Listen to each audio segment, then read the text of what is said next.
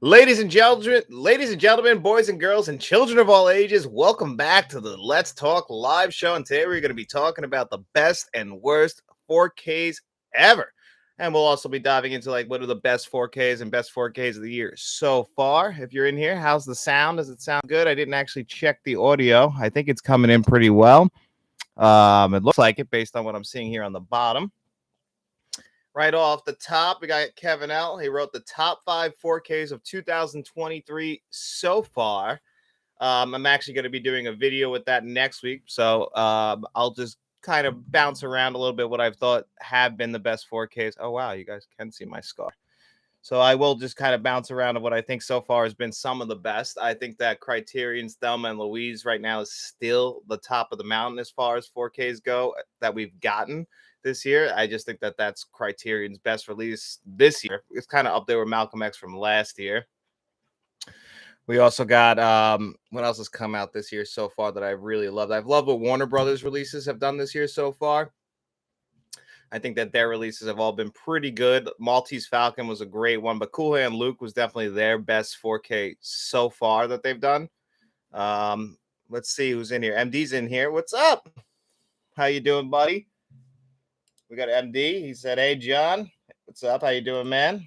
And we got the Original Fuzz. What's up? How you doing, buddy? Guys, make sure you're subscribed to the Original Fuzz if you're not yet. Just put out a great James Cameron video ranking all of his movies.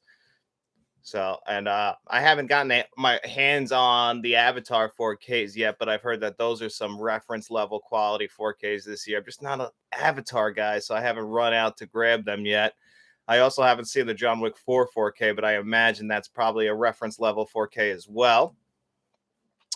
Best Denzel 4K, Kevin L. wrote. That's going to go to Malcolm X. I think that's a phenomenal 4K. It's almost a flawless Criterion 4K, as far as visuals and audio go. Criterion, they kind of have their own in-house way of making their 4Ks. So sometimes they won't even have HDR on them, but they'll still come out looking really well. Like, for example, In the Mood for Love or Night of the Living Dead. Those didn't even have HDR on them, but they still came out looking like some of the better 4Ks that even In the Mood for Love is beautiful. I know people don't like the I think they call it like the Shrek edition because it's overwhelming the green, but I absolutely still think I prefer that version, and the 4K is gorgeous. American Gangster is a good 4K as well. I have that somewhere. I haven't watched that in years. I think the only time I watched it was last time I watched it was when I got the 4K. That was a good 4K, and that's a great film. That's a good Russell Crowe Denzel performances in that movie as well, and Ridley Scott directed that. So Ridley Scott, you're going to get a good quality film in there. That is a great 4K. I want Flight on 4K as far as Denzel movies go. I just feel like that's probably going to be kind of at the bottom of the list. Glory as a 4K. Philadelphia, that's a great Denzel 4K. That's a Sony 4K. It's labeled it's not released under that. I think it's under Columbia released that, but that is a great 4K also. It's a big upgrade from the Blu-ray. I actually have both of those over there as well. What other Denzel movies? We haven't gotten Inside Man on 4K yet, which is crazy because that's another Spike Lee's another one where we haven't gotten a lot of his movies. We got some of the big ones like Do the Right Thing and Malcolm X, but a lot of his other stuff, even some of his stuff has had a hard time coming to Blu-ray, or it's hard to get the Blu-ray, like Clockers, or even movies like Bamboozled came to Blu-ray, I think, through the Criterion Collection, but like The 25th Hour. Last time I checked, you were only able to buy it in a bundle, and they were really charging a high price for that. So I'm hoping that's a movie that gets a Blu-ray release or a 4K release. That's not Denzel, but Spike Lee movies in general need more 4K releases, at least. He's a very popular director. We definitely need the Tony Scott Denzel movies on 4K, 100%. How have we not gotten all those? They've done so many movies together, but what's the one with him and why am I drawing a blank on Crimson Tide? Crimson Tide's a big one that they need to release on 4K with him. And Deja Vu, I'm surprised that one, because that one I always felt like that was coming out on 4K, and then like that's a popular movie. I'm surprised we haven't gotten that yet. Best black and white 4K. Ooh, so I was actually going to do a top 5 list on this eventually, but I think that Kino Lorber's either their release of Touch of Evil or the release of The Killing from Stanley Kubrick are probably the best looking 4Ks I've seen. like honorable mentions go to like Citizen Kane, like because that movie in general is shot beautiful, but I don't know if the black and white is as good as those movies are. But Night of the Hunter that came out from Kino Lorber this year is another great 4K. I think they do the best job with their restoration of 4Ks. Like the Maltese Falcon is good, but it's not as good as those ones are. So even though I really like the Maltese Falcon release, and I really think it's because that's probably one of the older movies, so that one's a little bit harder to restore. But I think that that is a great 4K too. It's just I don't know if it gets to as close as like what The Killing gets to, or even like Night of the Hunter that came out earlier this year. That's a beautiful 4K. Actually, I think Night of the Hunter might actually make my top five 4K so far this year because that is just that's a movie that really pays attention to the cinematography. So bringing that to 4K is a huge upgrade over just what we used to have of that movie. And that's like a movie that I'm glad because that's one thing I like about Kino Lorber is that they really kind of like Criterion. Maybe they're not up to like Criterion standards as far as extras go and even on packaging, but they're helping keep the old movies alive, the movies that kind of do get lost to the test of time because as we get moved forward in time, some of the movies from the 40s and 50s and 60s, I feel like with the younger generations, I mean, like I'm 31, so even for me, I feel like people around my age don't really go back in the classic film as much. So getting those studios to release their classic films on 4K, I'm hoping more people realize those. But I've noticed on my channel in general, a lot of the times the older 4K Blu-ray reviews do not do the best, which makes me worried that there aren't as much younger film fans coming up who are interested not just in physical media but in older movies. Unless I do always kind of hear about people kind of going back and watching the Universal Monsters 4Ks, which are beautiful too. Universal did those, and their restorations and their packaging are great. I have those as well, but I just think that unfortunately we just don't get as many younger fans of 4Ks anymore, which is a shame. I hope that that kind of changes the market because I feel like that's another thing that's hurting the physical media market in general is just not having as many younger fans of physical media or just young fans of older films. They might be fans of the superhero movies that come out, although that box office is saying otherwise as well. So I'm not too sure. I'm just hoping that we get more people coming out to the theaters to see these older movies when they get re-released. I'm hoping that they grab the 4Ks. Just coming out to the theaters in general. I worry about the future of movies, guys. That's one thing I also kind of want to make a video about is like where are we heading as far as physical media goes and as far as movies in general? Like, are we going to only be getting like the dramas and stuff at home, those mid-level budget movies? Are they only going to go straight to Netflix, or are we going to get the 4K releases that we love? That's my biggest concern so far. Best comedy on 4K. I was so hesitant for a long time to get comedy movies on 4K. I was very against it at the very early stages of when I was like converting like my older Blu-rays to 4K. Even though I didn't have like a huge Blu-ray collection before 4Ks came out, I was very hesitant. I was like, if I have the comedy, I don't really need to grab the 4K. But I have come around on that, and there have been some great 4K releases. But I'm gonna go probably with the Eddie Murphy 4Ks and like Beverly Hills Cop 1 and 2, if you count those as comedies. But if not, Coming to America is another great 4K. That's a comedy. So those are probably the top ones so far. Matt told me, I haven't actually looked at it myself, but the Pineapple Express 4K, he said wasn't the greatest, but he says it was still an upgrade over the Blu-ray. The Step Brothers 4K is pretty decent. So there are some comedies like I don't have 21 and 22 Jump Street on 4K. I still have those on Blu-ray, but those are Sony releases, so they're probably really nice 4Ks. Sony's like the leader as far as studio releases when it comes to 4K.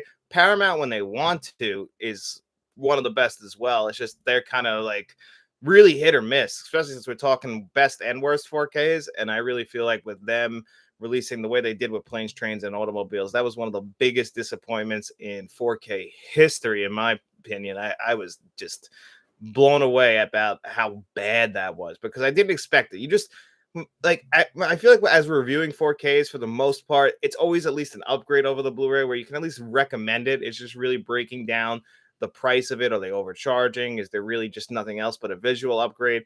But if you can't nail a visual and audio upgrade, I feel like that definitely is a swing and a miss. And it rarely happens. There haven't been too many 4Ks where I have felt like they have just completely missed the mark. Heat is a big one, but I have heard people like I know Jeff from Films at Home has said in his video on that if you have an OLED TV that it still doesn't look that bad. Well, I have an OLED TV and I do kind of disagree with that because I still think it looks pretty bad. I still think it's way too dark in comparison to the Blu-ray. Is the resolution increased? Sure, but it's too dim. It just doesn't fit. They changed the color temperature. And speaking of when they changed the color temperature, these 4Ks, which this trilogy is one of my favorite trilogies in film history, the Three Colors trilogy. And they changed the color temperature on these 4Ks way too much. They are very nice looking 4Ks, but they kind of ruin the actual films themselves. It's just not how. And I've heard arguments from both sides. When I did the review, I remember people commenting saying that they felt like, oh, this is how the director. Now the director's passed away, so there's no way to get confirmation from him. But this is the way that he originally intended it to look, was how these 4Ks came out. Whereas I was always used to the way the movies themselves looked previously to this. Now you get the previous Blu-rays, which is how the original color timing is. So if you buy these 4Ks, you can decide for yourself. For me personally, I'm always going to watch Three Colors, blue and white, the regular Blu-rays. I might watch the red 4K because I feel like that was still the closest. But man, this was just a huge disappointment for me, even though I'm very happy with it. This was a gift from my wife too. So, I really do love it. It's such beautiful packaging, but man, what a letdown as far as the color timing goes. And now Kevin L also says worst 4K of 2023. I think it might be that because I haven't had anything like that really just upset me. The Firm was a bit of a disappointment, if I'm being 100% honest, as far as like their packaging went. I haven't had anything like where I felt like the visuals were way off base, except for the Three Colors trilogy. I felt like that was the only one where I felt like it was a big swing and a miss as far as the visuals go, but they make up for it in the packaging and including the previous Blu-rays. Now, The Firm on 4K, I thought that it was a visual upgrade over the Blu-ray, but you don't get anything else in there but the 4K. So to buy that at $22 or $21.95, same price as Vanilla Sky on 4K, by the way. And Vanilla Sky gets a pack in Blu-ray and extras. So it's weird that they charge the same price on the same day when you get much, much more when it comes to Vanilla Sky. So that was a little bit upsetting. Oh man, MD wrote The Core. You thought that was a bad 4K? I think what the problem with The Core is that the movie itself, I think the 4K made the CGI just look awful now. I don't think it's actually a bad 4K. I just think it's making the old way of the movie, the way it looked on Blu-ray or how it looked when you first saw it in theaters, just look worse now. That's the biggest problem with The Core. I didn't think a 4K was that bad, but the CGI in that movie is almost offensive. But that's early 2000 CGI for you. The original Fuzz Road. Yes, I'd agree. The Core is probably the worst release this year on 4K. Man, I mean, it's not a great 4K. I'm not going to sit here and try and wish its praises to it. I do enjoy the movie from a cheesy level. I have a weird experience with that movie. It's one of those movies where I specifically remember seeing the trailer for it, getting really excited for the movie, and then seeing it in theaters and really enjoying it. Is it a stupid movie? And I remember who the one actor in it, not Aaron Eckhart, but the other, what's her name? I'm drawing a blank. 2 Academy Award wins too for her. But she was saying in an interview that she was bringing this movie was bringing the science back into science fiction. Well, I don't think The Core is that scientifically accurate of a film. Call me crazy, but I don't think that's how you jumpstart the core of the earth. I'm calling them out on it. I don't see anything that was very accurate about that at all. Best animated movies on 4K. So that was another one where I was very hesitant to jump to 4K, but there have been some exceptions to that rule where, like Wall-E from the Criterion Collection, comparing the 4K from Disney and the 4K from Criterion, that was a pretty big jump. The Lion King and like Beauty and the Beast, those Blu-rays to 4Ks were not the biggest jump in the world, in my opinion. Coraline, actually, I really do love the Shout Factory releases that they were doing with that studio. I'm drawing a blank on their name right now, but their 4Ks, like Coraline, is one of the most beautiful looking 4Ks I've ever seen. Kubo and the Two Strings is another gorgeous looking 4K. Those were some of the best 4Ks from last year, actually last year and early this year. Hillary Swank, MD wrote, thanks, buddy. Yeah, and MD wrote Spider-Man. Spider-Man is those 4Ks are kind of all over the place because depending on where you buy them, if you're buying them from Disney, Disney buying their 4K. Well, actually, Sony releases the Spider-Man 4K, so we don't have to worry. We usually get all the bells and whistles. But Disney, when they release their 4Ks, I feel like those are some of the most disappointing 4Ks around because Disney Plus gets the better versions of those films where it's like I was buying all the MCU movies on 4K up until I think the last one I bought was the last Doctor Strange and the Multiverse of Madness. I haven't gotten one since, and that's just because they release it with the IMAX and the Dolby Vision on Disney Plus, whereas the physical collector isn't getting those IMAX enhanced scenes, and it looks 10 times better when they have the IMAX scenes. So it really bothers me that they're really keeping that away from us physical collectors, not giving us what we really, I feel like most people in the physical media market, they're also fans of Disney. If they're buying their Disney 4Ks, they're more than likely going to have Disney Plus, so they wouldn't mind double dipping. But to not give us those IMAX scenes, I really am upset with them for that because I really want to buy like Guardians 3. Like I want those 4Ks. I love the colors on the box design. I love that all white 4K. I want that, but I just know unless they're gonna give us the actual full enhanced version that we deserve, the version that you saw in theaters, I'm probably not going to buy it. Now, I'm hoping Bob Iger said, now you can't, he's the head of one of the biggest companies in the world. You can never trust the CEO of all these multi-billion dollar businesses because they have PR teams writing everything out. But he said that they were going to concentrate on the physical media market more. And I'm hoping that they do because Disney was the pioneers when it came to physical media. When I was growing up, the Disney Vault was a big deal. You had to run out and get these movies when they came out because you only had like 90 days, a short window to buy these, remember the clamshell VHS cases. So you had a short window. I remember that's why I got my Lion King Blu-ray, was because that was one of I think the last ones when they were still doing the Disney Vault releases. And I was like, I have to buy it. It was like $24 for the Blu-ray. It was way more than any other Blu-ray, but I'm like, I have to get it. I don't know when it's coming out of the vault again. And that we've just lost that. Best comic book movies on 4K is with what Kevin L just asked. I really like the Hellboy 4Ks. Actually, I think they're really nice. Like I said, they're taking out some of the Disney ones. That's going to be a big one. Spider-Man Into the Spider-Verse. I don't know if that kind of counts as animation and superheroes, so you can get both of that. You can get the best of both worlds, to quote Van Halen with that one. What else do we got? The Suicide Squad from a couple years ago has a really good 4K from Warner Brothers.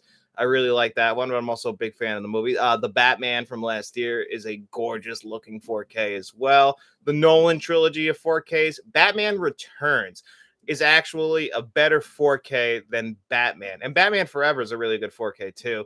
I've only seen Matt's. I still have to grab that. I know that had a limited Steelbook edition come out pretty recently that I still haven't grabbed, but I want to definitely check that one out.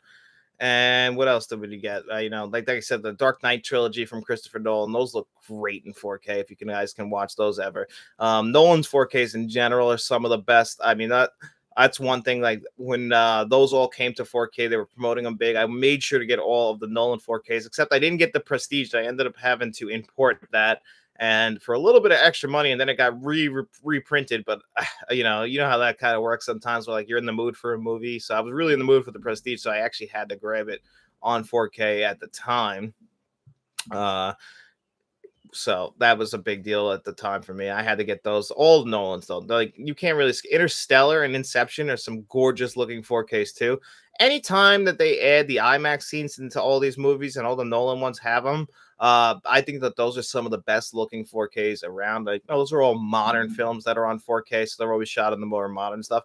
Whereas I think that some of the stuff like bringing older films to 4K, like actually, the person who actually pointed a lot of that out to me was Original Fuzz, because he was telling me, I remember this is probably like last year we were talking about it. I was always saying that like the newer films obviously look better on 4K because on 4K, they're more modern films. They're they're shot on digital cameras. So they're shot at the best with the best lighting at the time. But really what 4K does best is bringing older films and modernizing them and making them look beautiful again and really cleaning them up. And, that's what we've seen. I really think when you take a 70s film and you can clean that up and enhance that, a great example of that is actually, let me find it here. Last year's The Godfather trilogy on 4K. This was a gorgeous restoration for all three films, but more importantly for Godfather 1 and 2. Those, I think, were some of the best looking 4Ks of last year. It really changed how you kind of look at The Godfather and gave you like a new appreciation of those movies. And especially The Godfather 1 and 2, like they didn't lose that like orange tone, that like hint of orange, the warm lighting in the rooms in Vito Corleone's office. Like you didn't lose that. The lighting in that movie, in those first two movies, I think are very important to the films, and you don't lose that when you jump to 4K. So I think that both of those movies are some of the best looking on 4K. And then you get Godfather 3. Yeah, and then original thoughts are, yeah, I tend to get more excited about 4K restorations of older movies shot on film than I do newer films shot digitally. Yeah, that was a big deal when we were talking about. Sorry, and John Doe Juggler wrote, "Sorry, I'm late. You two forgot to notify me. What's up? Oh, what's up, John Doe Juggler? Glad you're here, man." Yeah, I remember our conversation, Fuzz, from last year when we were talking about that, and you really made me think. You really changed my perspective on a lot of like how I look at 4Ks, because I felt like I was misjudging them, and you're 100% right. But bringing new older movies to the 4K market and really giving them the restoration, I get more excited for that too. I was just looking at it all wrong. Like more of a modern film, yes, it's going to look better, but it looked better to begin with. But really cleaning up an older film and like cleaning off the film itself and going through that entire process, going over the audio and taking out all the pops and scratches. I know that there's people out there who like that, and a lot of these movies give it the original audio so that you can still have all that. So it's like, a nostalgic trip for you. Because I get that. There's times where I'll go back and I'll watch a movie on VHS just because that's the way I remember the movie, but I like having the options. I mean, like I remember when True Romance came to 4K last year from Arrow, I was a little bit like, I don't know if I love this because it's not how I remember the movie, but I came around on it because I do love that movie. What are must, or I guess this is what you're saying, what are must own Scream Factory 4Ks? Well, I think right off the top, you got to get Candyman on 4K. I think that's probably one of the best ones that they have ever released. I would say that probably the first Halloween and Halloween 3 are big ones that you need on 4K as far as their 4K releases. Halloween 2 is a good 4K, but I really think Halloween 1 and Halloween 3 are both great releases from them. Even Halloween 4 actually is a good 4K. Definitely clean that one up too. The second Child's Play movie, yeah, Child's Play 2 is a beautiful looking 4K as well. And MD wrote Alligator. Yeah, Matt got to review that one. I wanted that. LA Space Boy, still a bit disappointed with Heat on 4K. Dim picture. Wish Planes, Trains, and Automobiles had a better transfer. Love that movie. I agree with you on both of those. Those were LA Space Boy. Those are both I really was the most disappointed. Heat is one of my favorite movies. Like, it's not, I guess it's not even my favorite Michael Mann movie, but I really enjoy Michael Mann movies. And actually, Kevin L. wrote in here he wants Miami Vice on 4K. Miami Vice will probably look like Collateral on 4K, which I also don't think is the biggest jump from Blu-ray to 4K, and that's because that was early digital cameras. Michael Mann was one of the first directors to really adapt to the digital camera space, so I really always felt like that had trouble adjusting with motion, so it kind of like blurs a little bit when they move around a lot, and it kind of will, a lot of the scenes kind of have, they can't hit the deep blacks. And Miami Vice, I love the movie. I just don't know how good of a job that's going to be hitting like that 4K standard that you might be expecting. I imagine it's going to look like Collateral, not like Heat. I don't think it'll be like Heat. The biggest problem is they could have made that look good. They just screwed up the restoration by making it too dim. And what they did, the Planes, Trains, and Automobiles is how I feel Vito Corleone is when he looks at Son and he's like, look how they massacred my boy. That's how I feel about that movie. Absolutely kills me. Let's see. The original Fuzz wrote the Halloween 3 is an amazing 4K. I absolutely agree. I love that movie on 4K, Fuzz. I mean, I love the movie in general. It's my favorite Halloween movie, but for some reason, just the colors in that movie pop so much. Maybe it's all the masks. Maybe it's the green grass in that California city when they're first driving in, but it looks so good. And LA Spaceball said, still waiting for Apocalypto and Aliens on 4K. I know Aliens, they said the restoration was done, that Fox did it. And when Disney got a hold of it, they just shelved it. But apparently it was done, and we've been waiting. Apocalypto, I remember hearing a rumor about that coming to 4K. I don't remember from whom. Maybe it was Kino Lorber, but I remember hearing that was coming, and I hope that comes to 4K too. That's actually a good Mel Gibson directed movie. And let's see who's up next. John Joe Douglas wrote, so one of my first favorite 4K discs, and still love it to this day, is the Power Rangers from 2017. That actually was a very good movie. I remember I was talking to Matt about that like last year because he was getting the 4K and he was like, "Oh, do you think I'd like it?" I'm like, to be honest, I really do. I think that that's a very underrated movie that people kind of didn't give a shot to. And as far as like readapting or rebooting a franchise, I thought they did a pretty good job. It just made no money, which is a shame. But because I feel like us '90s kids kind of did a disservice, and that includes me because I didn't see it in theaters. So I was one of those people that kind of should have shelled out the money when I had the chance. I feel like that's basically my biggest flaw with that one. Uh, Kevin L wrote streaming exclusive movies you want on 4K. Well, I really want on 4K is a movie on Hulu called Palm Springs. It stars Andy Samberg and I can't remember her name, but she plays the mother on How I Met Your Mother. She was great in the last season. She's also in The Wolf of Wall Street, but she was awesome in that movie. And I really would like that movie on 4K. And actually, another Hulu movie I would like on 4K is Fresh that came out last year. That movie was also a good horror movie that's just stuck on streaming. And I don't understand. Hulu doesn't seem to bring their movies to physical, but a studio like Shudder, a small studio, they will release their movies on physical too. So it can't be that hard. Netflix will like shell out some of their stuff to Criterion. We've gotten like The Irishman, Marriage Story. I have those Criterion Blu-rays back there, but they're not on 4K. So I don't think I've ever even seen any of their movies brought to 4K. So Netflix, like the Extraction movies, people love the Extraction movies. They're beautifully shot, $100 million action movies. Bring those to 4K. I would like to see those on 4K. Disney Plus, I just want them to concentrate on releasing better 4Ks. And then Kevin L also wrote top 5 Lionsgate steelbooks. So off the top of my head, now this is just on the steelbooks. I'm not going to go off of like the quality of the disc because my number 1 is a bad disc, and that's the Terminator 2 steelbook from them. Number 2, I would probably put the Cabin in the Woods steelbook, and number 3, I believe they did this, but I really like the Highlander steelbook. What else do we got from them? They also did the Angel Heart steelbook. I really like that one as well. And they did the Reservoir Dogs steelbook, which is it grew on me. I'll put it at number 5. I wasn't in love with it. Actually, I have it right here.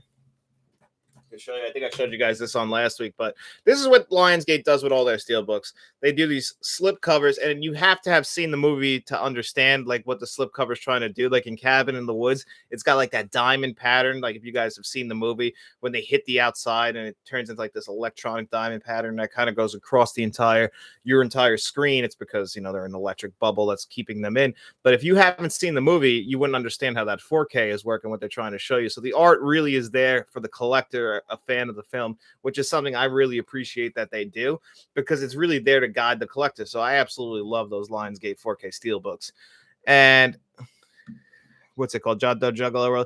The HDR pops really well on the Power Rangers 4K. Oh yeah, absolutely. That's a movie that really did come to 4K and absolutely enhanced the movie because Power Rangers overall, it's a pretty good looking movie.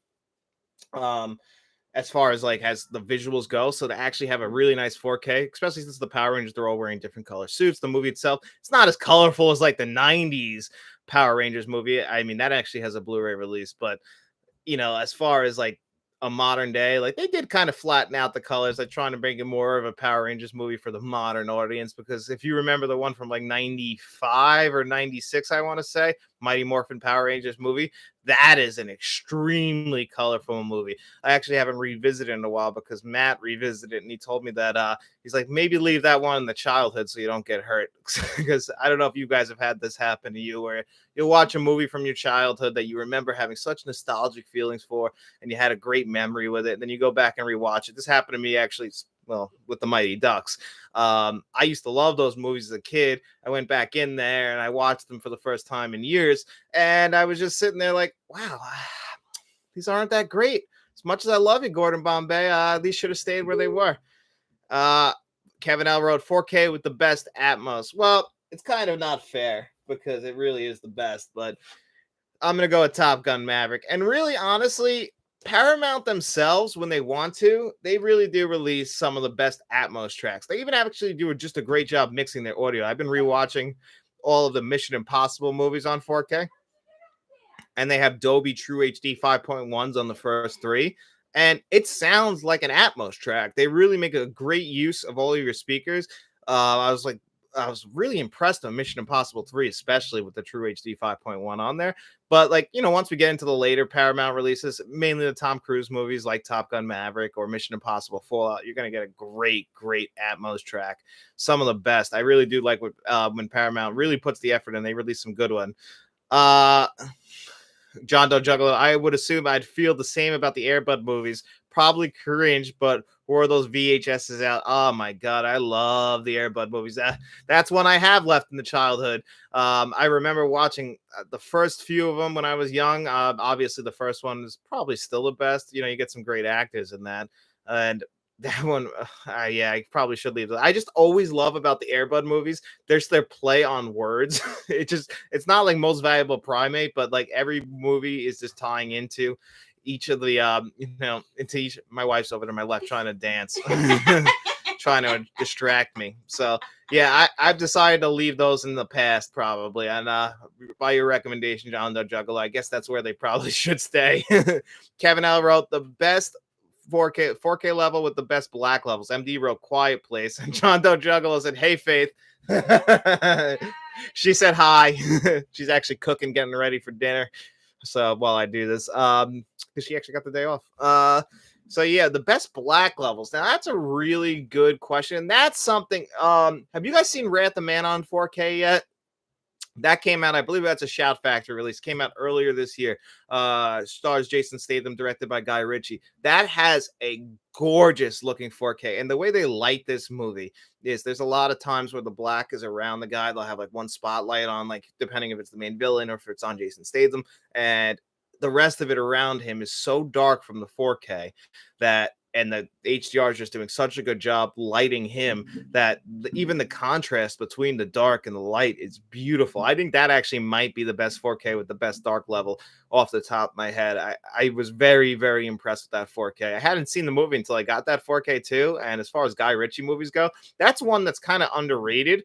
I know it's not like a lot of what Guy Ritchie is known for with, the snappy dialogue, the funny, adding comedy into like a lot of his like these deep, almost like Tarantino-esque, like we kind of knew what he was doing with Lock, Stock, and Two Smoking Barrels and, The Gentleman or Snatch. But I think if you haven't seen Wrath of Man, that's a really good one. And Quiet Place is another good one as well. I didn't bring that one. Even both of those, Quiet Place and Quiet Place Part 2, great 4Ks, great movies. The weird thing with those movies is both of them, I went in the theater, I saw them, I loved them each time. I never feel compelled to go back and watch them. I watched them on 4K when I got them, but I haven't gotten the pull to go back to them yet. It's weird. I don't know why, because I know I really love those movies. And Kevin Elro, best 1950s on 4K. Ooh, wow, that's a lot of 1950s.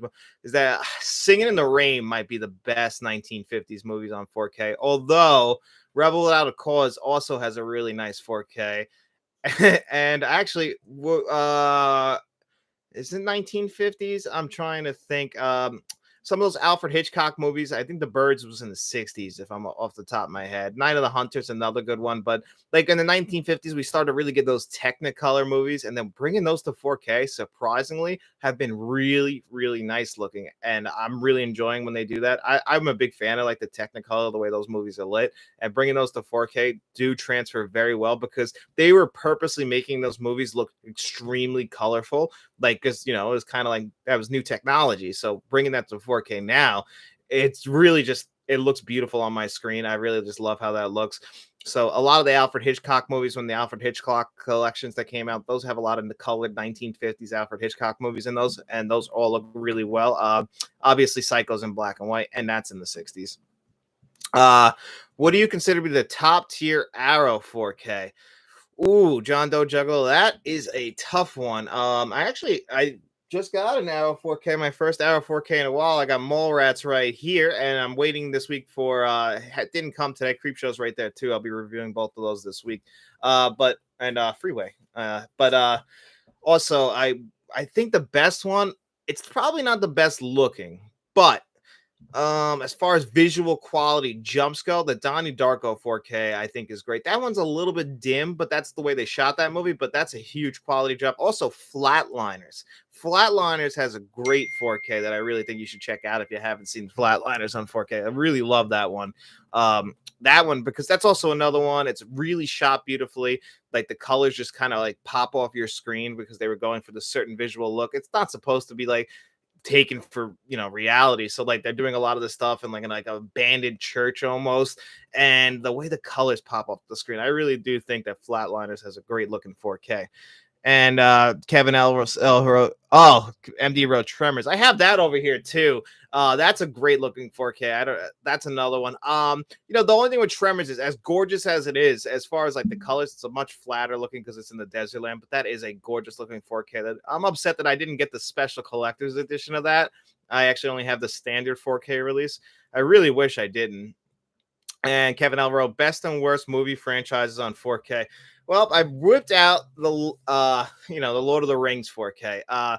You get no extras in here, but the visual and audio quality on 4K for this is absolutely incredible. Just the best these movies have ever looked. The HDR is unbelievable.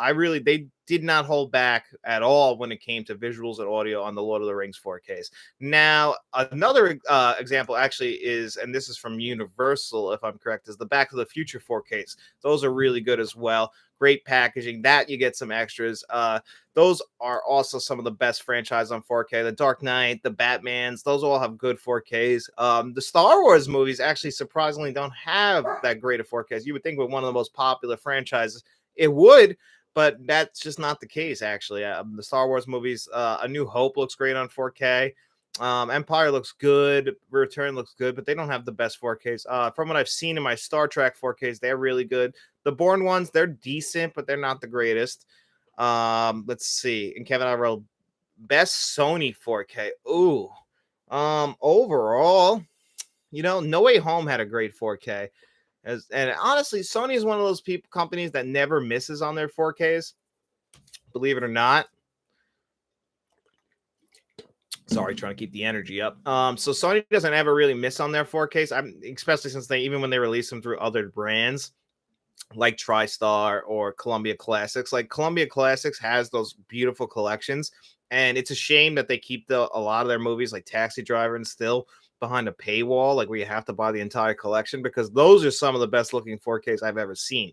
Like Lawrence of Arabia on 4K it's gorgeous, and I think you can actually buy that one on its own. But Gandhi's another one, because these beautiful epics, just these scoping shots, they look incredible on 4K. The 30th anniversary collection of Sony Pictures Classics, all those 4Ks all look great in there. Orlando was just a phenomenal looking movie. A movie it took me to get that to finally see that movie, and that's a great looking 4K as well.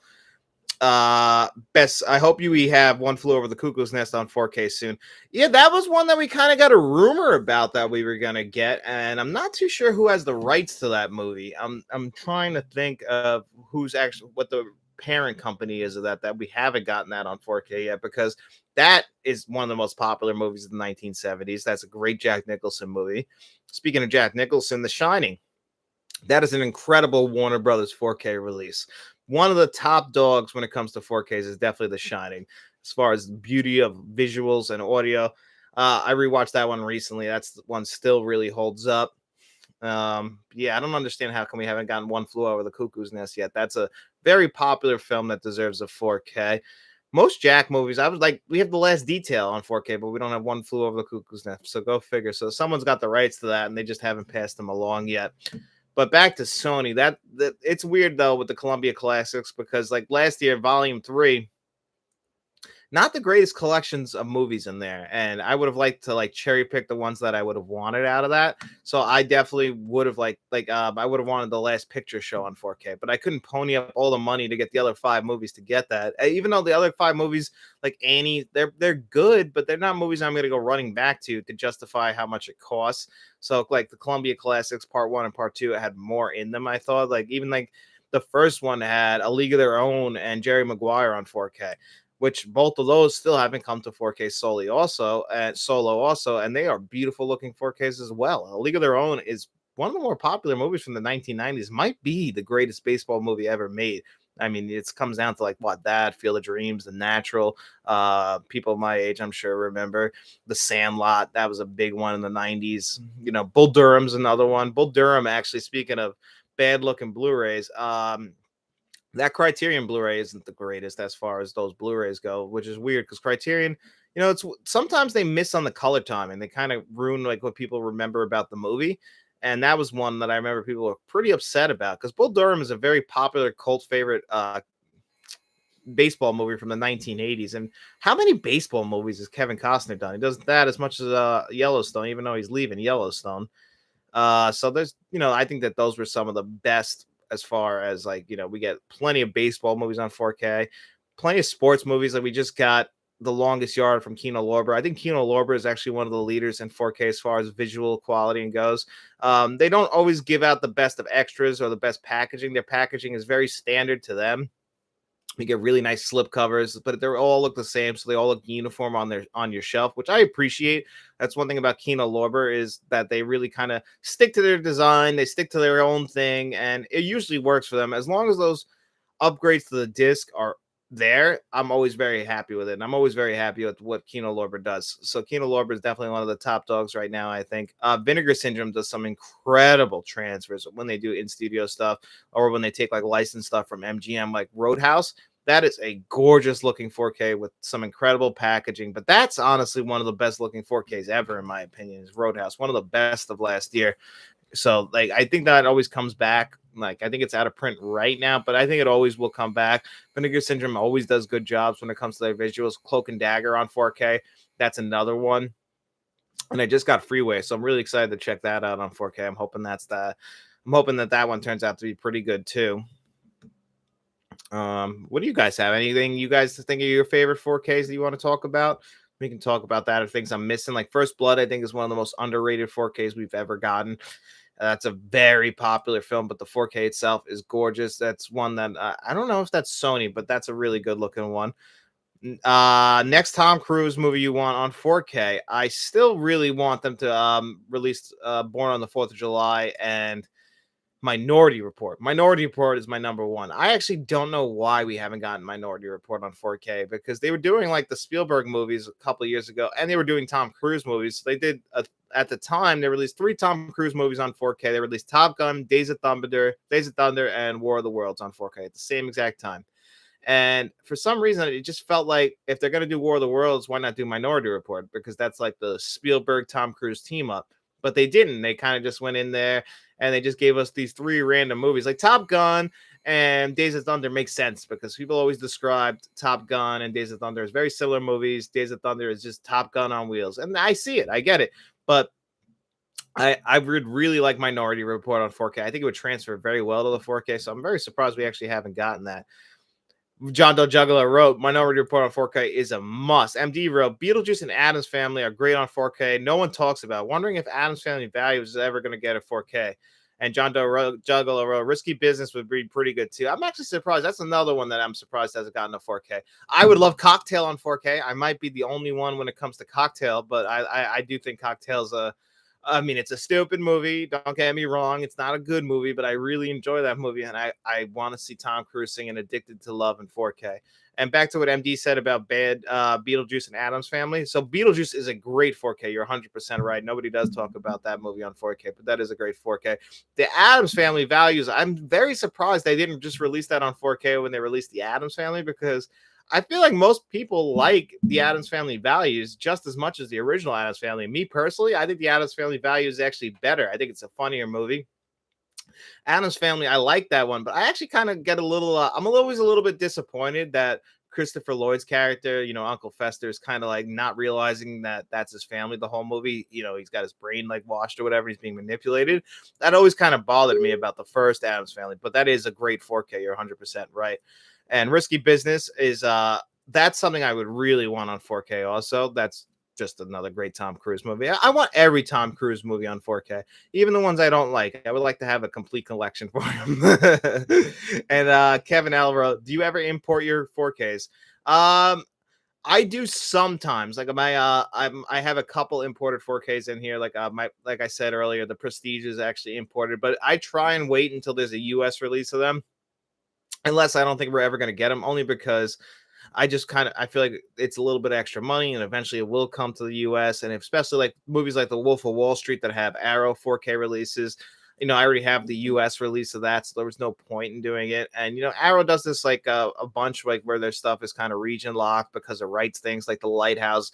That got an A24 4K release here, but you can get the overseas version through Arrow Video, which is cool. I appreciate that very much, but I just kind of feel like we're missing out on over here on the really nice packaging that, because I like, even though I have the Lighthouse and their nice packaging from A24, I would have actually preferred that packaging that Arrow did.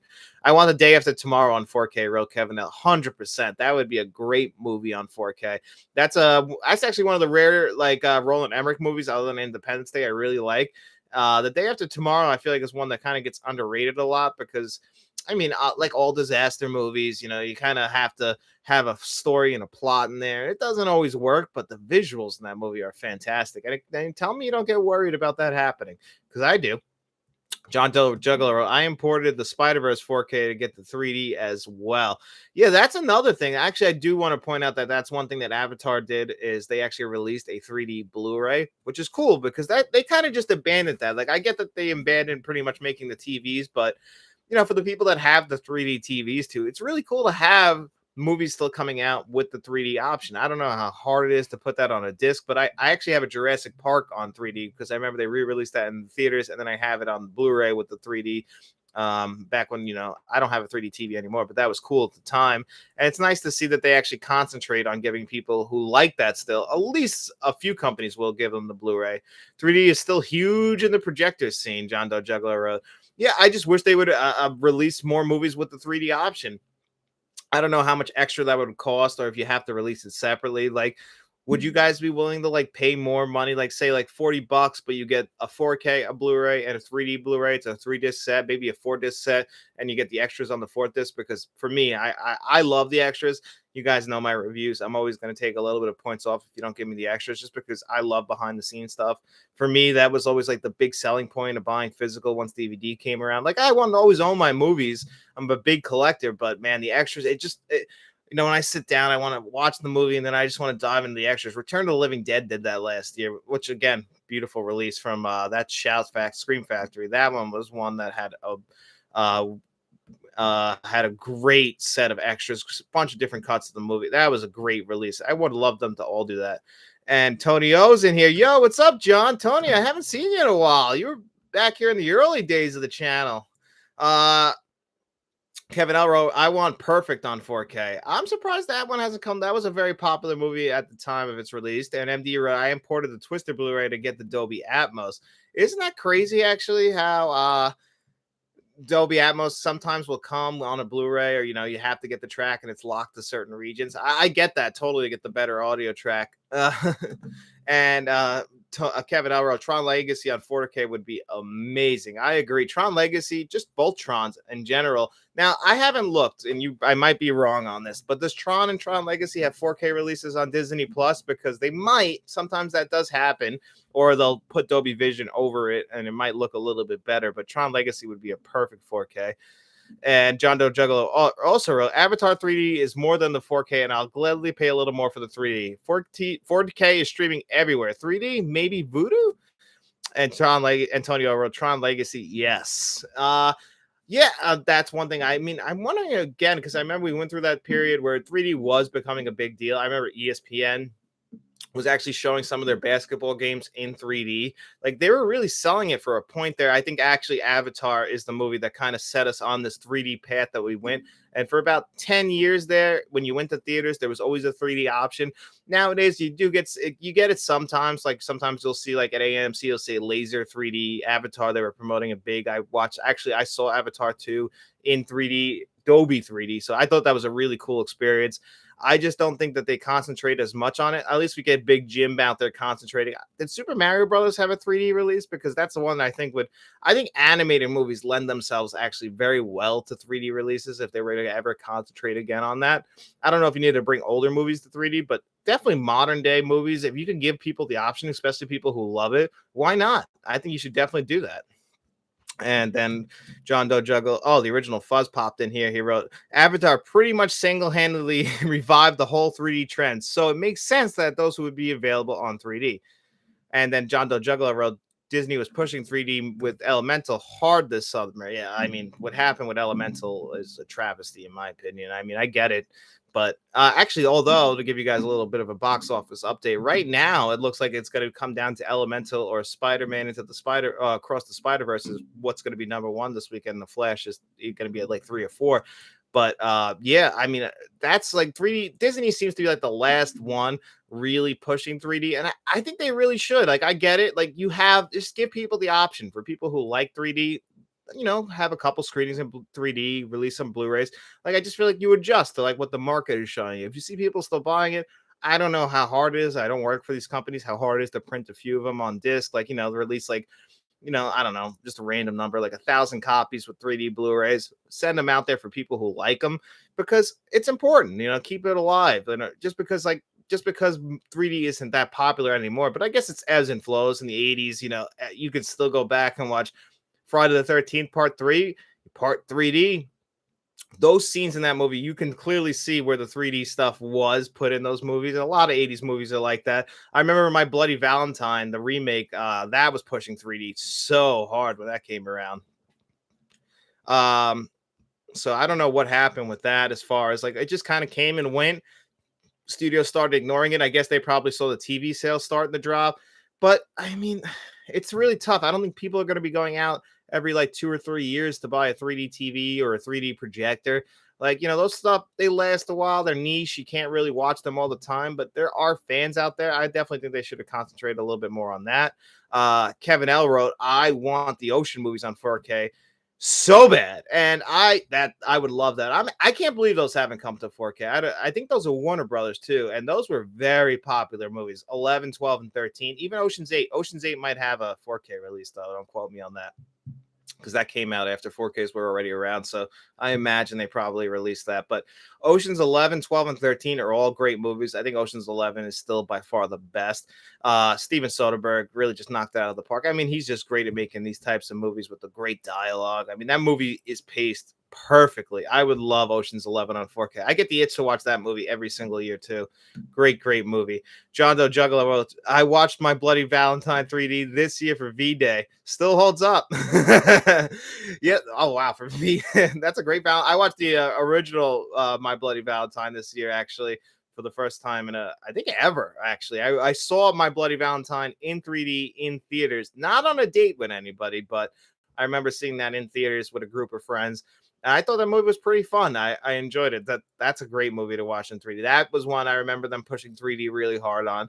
That was a big one in theaters. They were pushing pretty hard for a while there, where I was seeing a bunch of movies in 3D, even movies I wasn't planning to. I'm like, oh, I'll give it a try, because the 3D technology that came around this time around, not like the 80s 3D with the red and blue glasses, but now it was really well done for the most part. I had, it was just certain studios would concentrate on it better than others. It's like if you guys have ever seen movies in 4D, where I live, there's a theater called Island 16, which is a Showcase Cinemas theater. They have a 4D theater there, and I saw Rogue One in there, and it was really well done with the technology as far as like shooting the air at you and everything like that. But then I saw another movie there, and it was terrible. Like, you can clearly see that the people who set that up put more effort into a movie like Rogue One than they did into this movie, where it didn't need to be in 4D. So it really does show who the person is doing the actual editing of that. Dread is one of the best in 3D.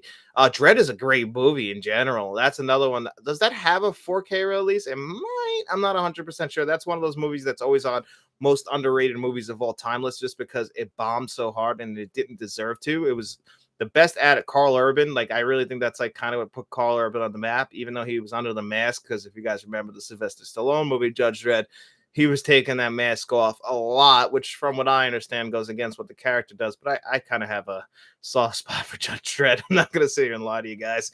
Watched the OG as well. It was a double movie date this year. Oh man, that's a great night. I wish I was invited. John Doe Juggler wrote, Dredd is a really good on 3D, and it has a nice steel 4K Best Buy right now. Oh wow, see, you answered my question. I'm gonna have to grab that because that's one I don't have on 4K or on Blu-ray. That's one I actually really like too. I haven't seen that movie in a couple years. I think what killed actually Dread is the Raid movies because they were very similar. Just the Raid movies aren't superhero movies, but as far as the scenes went and how the story flowed through one big building, I think the first Raid movie, I think it might have been the same year. And sometimes when that happens, one movie just kind of falls and the other one does. Let's see. Can Fate tell the difference between a 4K stream and a disc? Most people I talk to can't even tell the difference between a 4K disc and a Blu-ray. And Faith Williams actually commented in here, would anyone be interested in us making more? So with Keanu Reeves big these days with Wick, I'm really hoping for a Point Break 4K. You're speaking my language, Tony. I was actually going to put on Point Break recently, and I was thinking to myself, how does this not come to 4K? I think I talked about this last week, but most Catherine Bigelow movies haven't come on 4K. And to answer your question, Kevin L, real quick, no, I can tell. No, I cannot tell Faith works. So yeah, she answered the question for you. Yeah, I was actually sitting down with her last night. We were watching Ghost Protocol, and I'm trying to walk her through some of this stuff. I'm like, you're on the show with me on Sundays. You got to study up on what the difference between the HDR, the Dolby True HD, Dolby Atmos tracks are. And she's like, she just like gave me this look like, what? I'm like, you got to learn. You have to learn at some point, like what the differences are. But yeah, Kevin L, honestly, as far as the market goes, I really do feel like most people don't really tell the difference between Blu-ray, 4K. There's plenty of people I know who can't even tell the difference between DVD and Blu-ray. Like they don't care. They just kind of want to watch the movie. Unfortunately, I'm just like you guys. I'm a bit of a quality snob, so I can see the difference, and it will always bother me if I know that there's a better looking version of a film out there that I don't own. Like speaking of which, I own Oblivion on Blu-ray. I know that the 4K exists, so it really bothers me. I won't even put the Blu-ray in because I know the 4K is there, and I have to wait to get the 4K, or I'm not going to watch the Blu-ray. And Kevin L wrote, "I'm hoping for a James Bond 4K box set. I'm sure that has to come eventually, right? Although I've been watching the Blu-rays because we've been doing the reviews for the channel, me and Shamrock Ball. So make sure you guys are tuning in for those on Thursdays. But I just watched I just watched Live and Let Die this past week on Blu-ray, and it was a really good Blu-ray. But you can see where the 4K would definitely make things a lot better in there, especially now that we're in the 70s. And I really do think that those transfers some of the best to 4K. And the Blu-ray was good. It was a solid James Bond Blu-ray, but there's a lot of scenes where it looks faded, a lot of scenes where it looks grainy. Some of the outdoor scenes, those always look the best because they're lit the best. Those scenes all look pretty damn good, but you can see where a 4K would make things look even better. So James Bond box set on 4K. I'll probably sell my soul to get it because I don't know if I'll have the money, but I will probably give up everything to get that because I love the James Bond movies and I would just absolutely love to see them all again on 4K. Those are some of my favorite movies ever. And then John Doe Juggler, HD stream is better than DVD most of the time, which is sad for movies stuck on DVD. Yeah, there's so many movies that kind of just have gotten lost to time because some movies didn't even come to DVD and then forget it. Some movies got stuck on DVD and haven't even come to Blu-ray. Speaking of Catherine Bigelow, some of her movies have been stuck on DVD for a very long time, or some movies just got international Blu-ray releases. So I've seen people like True Lies and The Abyss never came to Blu-ray, and the rumors of it coming to 4K have been going around since we started the channel. So I don't understand what's happening as far as those movies go, but this seems to happen a lot where certain rights to movies but True Lies, The Abyss, a lot of these movies, they were very popular movies at the time. And the reason why people don't talk about them no more is I think because they haven't come to Blu-ray or 4K, where the only way you can watch them is on streams. And I don't know if you guys have seen the True Lies stream, but it's god awful. I think it's on Peacock right now. It looks like it was ripped off of VHS that had been played 164 times. It's that bad. And that's a great movie. It's a great action movie that would just look so good on 4K. And then Kevin L also wrote, "Why didn't we get Superman Returns on 4K?" I don't know. You took the time to release everything on 4K, but the only one now that's not on 4K is Superman Returns. And I get it. It wasn't a very popular movie. It's kind of considered a bomb. Like a lot of people didn't like that movie. Maybe it has something to do with Kevin Spacey. I'm just speculating. I'm not too sure. I don't think Superman Returns is that great. But if they would have released it on 4K, I would have rewatched it, and who knows? It might have changed my opinion on it, and it might have changed a lot of people's opinion on it. I believe that came out in 2006. So, it's been 17 years now. A lot of people's perspective on things changed, and they might like that movie on 4K. You don't know. They might like to go back and just give it a rewatch. Especially, I know a lot of people, they can't skip around, and they're going to have to now go watch their old Blu-ray. So I get why they would be upset about that. Just watched The Animal earlier. Had to watch the Max screen. The screen format fit my screen better. It looked a bit better than my DVD. So wow, that's a bad stream, I'm assuming. The Animal with Rob Schneider, because that movie is hysterical. I haven't seen that movie in a long time. That has a good John C. Reilly performance in that. I actually used to really like The Animal. That's a really funny movie. That one never gets brought up again. Rob Schneider actually had some good movies as far as him being a comedic actor goes. The Deuce Bigelow movies were pretty funny. He also was popping up in I think he was in Judge Dredd actually and Demolition Man. So he was popping up for around there as far as his acting goes, like where he was a kind of a leading man. Also, I like The Hot Chick. That's another funny movie that he's in. I'm sure those movies haven't come to Blu-ray. It holds up. If you liked it years ago, give it another watch. I definitely think I will. I know I really like The Animal. It's definitely a good comedy. I mean, I get it. It's not for everyone. It's not like the most like thought-provoking comedy or anything like that. But I had a good time with that, from what I remember. Tony L wrote, "Your thoughts on the Toxic Avenger? Have you seen any of the films? I pre-ordered the box set. Should be fun." Hold on, that's my dog. I'm sorry. Yes, I was going to talk about this in tomorrow's show. I haven't pre-ordered them yet, but I've only seen the first Toxic Avenger, and I absolutely love it. It's ridiculous. It's over the top. The gore is crazy. They clearly change actors halfway through the movie, and he's just wearing a costume. But I think the Toxic Avenger is amazing. Like for what it is, it's one of the best trauma movies ever. And Troma's actually the one releasing the box set of it that's coming out this year. I'm really excited to actually look at that because I usually enjoy trauma movies. Obviously they have a certain style to them, a certain they're very exploitation, very dirty, very grimy. The scripts aren't always the best, but that's kind of the look that they're going for, and they usually nail it. I'm very curious to see what their 4Ks look like, especially for the first Toxic Avenger, because it doesn't look good on purpose, and sometimes those movies don't transfer well to 4K. But because I don't own them, I definitely want to get a look at them. And then John Doe Juggler wrote, "The Animal, like most Rob's movies, are what I call dumb comedy." I think that's the perfect way to describe that, John Doe. I agree with that 100%. That's pretty much exactly what those kinds of movies are. And that's honestly my sense of humor. So those movies, I've always, when I was growing up, I was kind of embarrassed about that, especially then when I turned like 18, 19, I was working with people and they would make fun of like my sense of humor. Like, I met people who didn't like Will Ferrell's comedies, Jim Carrey's comedies, didn't like the Wayans brothers comedy. Like that was all stuff I grew up with. So I was like, oh man, like, they were more into like that British sense of humor kind of stuff, which I like too, but I like really dumb comedy. And that's actually one of the big things in me and my wife's relationship is our love for dumb comedies. So like, I get that not for everybody. And you might be like, oh, it's like challenging my intelligence. But I mean, come on, like who doesn't enjoy some of that stuff?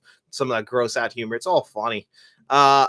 We need the rest of the Die Hard movies on 4K, Kevin L wrote. I actually am surprised we haven't gotten that because I think the Die Hard 4K, it's not the newest 4K. I want to say it's like 2018 or 2019. And that's a good 4K. And I'm surprised because I feel like most people, when they if they're a fan of the first Die Hard, they at least like Die Hard 2, Die Harder, or Die Hard with a Vengeance. Because Die Hard with a Vengeance stands on its own. Like Die Hard 2 is pretty much a remake of Die Hard, but it's still entertaining. But Die Hard with a Vengeance, that's a very different movie. And it's got a good Jeremy Irons performance in there, good Samuel L. Jackson performance. A lot of people like Die Hard with a Vengeance. So that definitely deserves a 4K. Now, Die Hard 4, or whatever the last one was called, the PG-13 Die Hard, that's absolutely terrible. I can live without those on 4K, but if they ever release a full 5-film Die Hard collection, I'm there for it. For the most part, the franchise is pretty good. The thing with Die Hard is that the first film is just so much better than the rest. Even though Die Hard with a Vengeance is pretty good, It's just that Die Hard is like literally a stone cold classic, one of the best movies ever, one of the best movies in the action genre. It's a Christmas classic, and I won't debate anybody on that. How about Jim Carrey 4Ks like Dumb and Dumber, The Mask, Ace Ventura? All of those would look amazing on 4K. Yeah, I 100% agree. I would buy those, and we're starting to get some Jim Carrey movies on 4K. We got Eternal Sunshine, The Spotless Mind last year from Kino, and we're getting The Truman Show next week, I believe. So we're getting some of their stuff on 4K, but it's the dramas. We haven't gotten any of his comedies really, like even Liar Liar, Bruce Almighty. None of that's come to 4K, and I would kill for Dumb and Dumber, The Mask, and Ace Ventura. Those are very bare bones Blu-rays. Actually, the Dumb and Dumber Blu-ray is the unrated cut of the movie, so you don't even have the theatrical cut. So a 4K with the theatrical cut and the uncut version, all three of those, like you can release them. Like, call me up. I don't remember what studio did this. I think they're all New Line. Well, New Line definitely did Dumb and Dumber. I don't know if they did Ace Ventura and The Mask, but call me up and you can release the first three movies. You can call them the Jim Carrey 1994 collection. Release that on 4K, a nice 3-pack bundle. If you want to get crazy, throw in the When Nature Calls because that was 1995, and release that set. I would love to buy that on 4K. Who owns New Line now? Is it Warner Brothers? I'm sure that New Line doesn't stand alone anymore. So I'm trying to think because I know I've seen movies recently where the logo turns into the New Line logo.